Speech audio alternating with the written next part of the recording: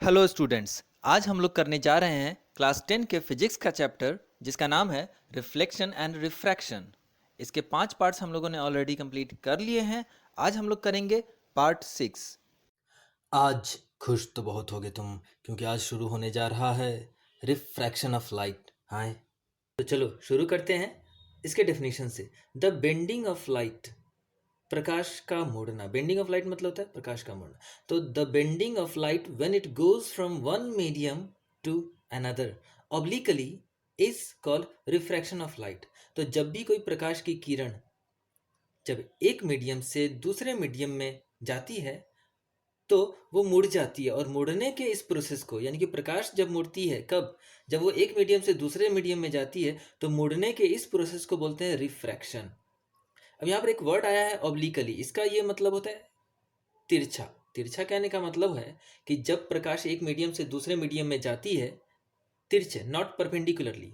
तिरछा कहने का मतलब है कि जो परपेंडिकुलरली इंटर नहीं करे एक मीडियम से दूसरे मीडियम में। तो जब कभी प्रकाश की कोई किरण एक मीडियम से दूसरे मीडियम में तिरछे रूप से प्रवेश करती है, तो मुड़ने, तब जो लाइट बेंड करता है, मुड़ता है, मुड़ने के उस प्रोसेस को बोला जाता है रिफ्रैक्शन ऑफ लाइट।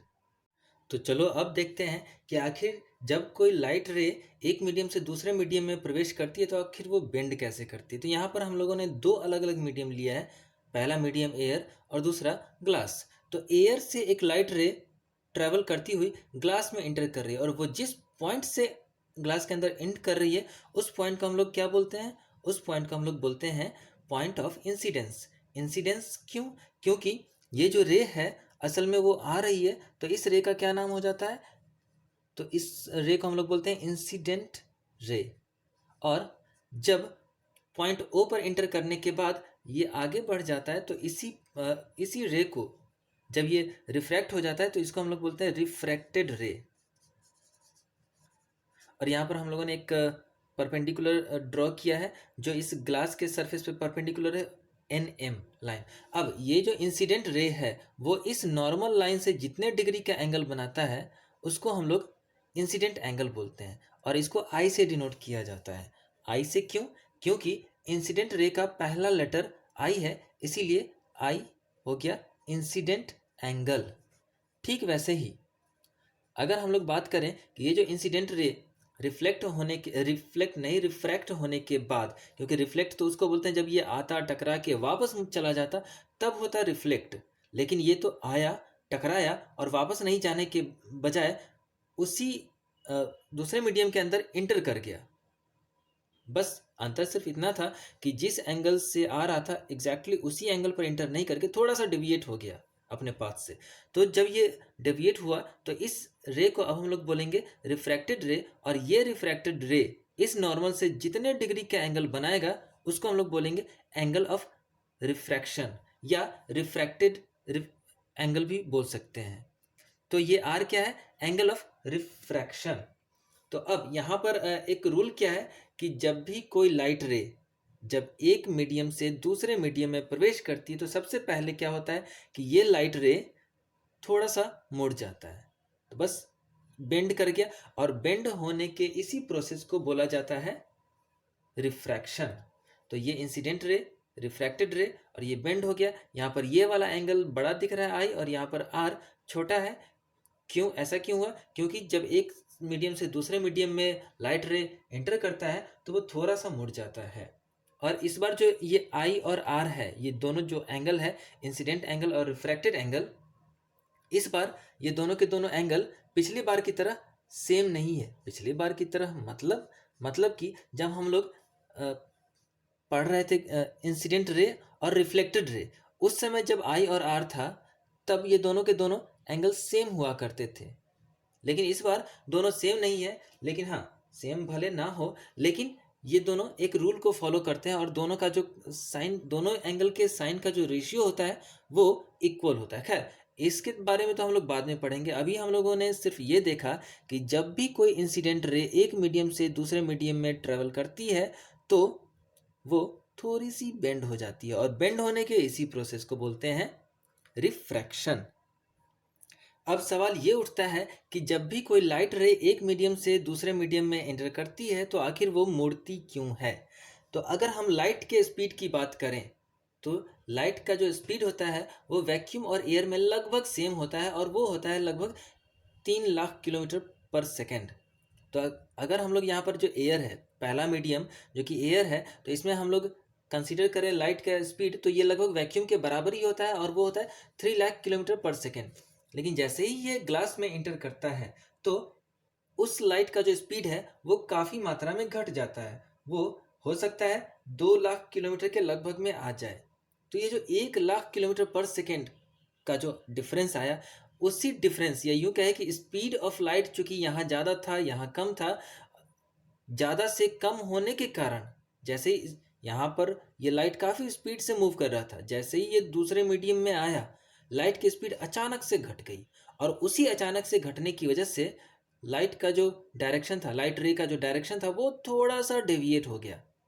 बस यही डेविएशन, जब लाइट रे एक मीडियम से दूसरे मीडियम में प्रवेश करता है तो यही डेविएशन रिफ्रैक्शन कहलाता है। और ये किसी भी दो मीडियम के बीच हो सकता है बशर्ते कि वो दोनों मीडियम डिफरेंट हो। जैसे ऐसा नहीं कि हर बार एयर और ग्लास ही, मान लो कि अगर ये ग्लास नहीं हो कि ये वाटर होता तब भी ये डेविएशन होता। अब वो अलग बात है कि ये डेविएशन उतना ज़्यादा नहीं होता जितना एयर और ग्लास में हो रहा है। क्यों ऐसा, क्यों कि यहाँ पर डेविएशन ज़्यादा है और ग्लास के जगह पे अगर वाटर होता तो डेविएशन कम होता? ऐसा इसलिए क्योंकि एयर से एयर की बात करें तो इसमें स्पीड 3 लाख किलोमीटर पर सेकेंड है और ग्लास में स्पीड है 2 लाख किलोमीटर पर सेकेंड। और अगर यहाँ पर वाटर होता तो वो होता 2.25 किलोमीटर पर सेकेंड वाटर में। तो चूंकि यहाँ पर स्पीड में उतना ज़्यादा डिफरेंस नहीं है जितना डिफरेंस एयर और ग्लास के बीच था, तो इसका ये मतलब हुआ कि जब भी स्पीड ऑफ लाइट जितना ज़्यादा डिफर कर जाए दो मीडियम में तो वो उतना ही ज़्यादा एंगल से डेविएट करेगा। और एयर और वाटर में अगर हम बात करें स्पीड ऑफ लाइट के तो यहाँ पर उतना ज़्यादा यानी कि सिर्फ 0.75 लाख किलोमीटर पर सेकेंड का ही डिफरेंस आ रहा था एयर और वाटर की बात करें तो। और एयर और ग्लास में ये 1 लाख किलोमीटर पर सेकेंड का डिफरेंस आ रहा है, जिसके कारण यहाँ पर डेविएशन ज़्यादा होगा। और अगर एयर और वाटर होता तो वहाँ पर डेविएशन कम होता। या फिर अगर हम एयर गैस में ही दो अलग अलग गैसों की बात कर लेते तो जिसमें कि दो अलग अलग गैसों में मान लो कि एयर में 3 लाख किलोमीटर पर सेकेंड है और एयर के बजाय हम लोग कोई दूसरा गैस ले लेते जैसे कि ऑक्सीजन या फिर नाइट्रोजन वगैरह, और उसमें 3 लाख से थोड़ा सा कम जैसे कि 2.75 लाख किलोमीटर पर सेकेंड होता, तो फिर वहाँ पर डेविएशन और भी कम होता। तो इसका ये मतलब हुआ कि जितना ज़्यादा डेंस मीडियम होगा लाइट की स्पीड उतनी ही कम होती जाएगी और जितना ज़्यादा घटेगा लाइट का स्पीड बेंडिंग उसी के अकॉर्डिंग होगा। हमारा अगला टॉपिक है rarer medium and denser medium. अब ये रेयरर मीडियम होता क्या है और कहते किसको हैं? तो अगर हम रेयरर मीडियम की बात करें तो वैसा मीडियम जिसमें स्पीड ऑफ लाइट ज़्यादा हो उसको हम लोग रेयरर मीडियम बोलते हैं। और वैसा मीडियम जिसमें लाइट की स्पीड कंपैरेटिवली कम हो उसको हम लोग डेंसर मीडियम बोलते हैं। दूसरे शब्दों में हम इसको ऐसे भी समझ सकते हैं कि डेंसर मीडियम ज़्यादा डेंस होता है और रेयरर मीडियम कम डेंस होता है। यानी कि अगर हम दोनों के बीच में डिफरेंस पता करें तो स्पीड ऑफ लाइट, जैसे रेयरर मीडियम की बात करें तो यहाँ पर speed of light is more, speed of light is more. और यहाँ पर डेंसर मीडियम में speed of light is less.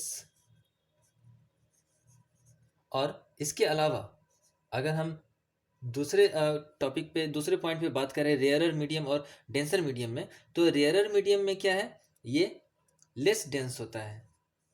और डेंसर मीडियम जो कि ये डेंसर है इसका मतलब कि इसका घनत्व या ये ज़्यादा घना है, ये डेंस, मोर डेंस या डेंसर भी हम इसको बोल सकते हैं। डेंसर तो चूंकि लिखा ही हुआ है तो हम लोग लिख देते हैं मोर डेंस कंपैरेटिवली। ध्यान रखेंगे मोर डेंस, ये जो मोर शब्द है वो असल में कंपैरेटिवली ही शब्द है कि किसी से ज़्यादा या किसी से कम। खैर, तो रेयरर मीडियम चूंकि कम घना है इसीलिए इसके अंदर जो लाइट है उसकी स्पीड बढ़ जाती है। और डेंसर मीडियम ये ज़्यादा घना होता है और यही वजह है कि इसके अंदर स्पीड की लाइट काफ़ी घट जाती है।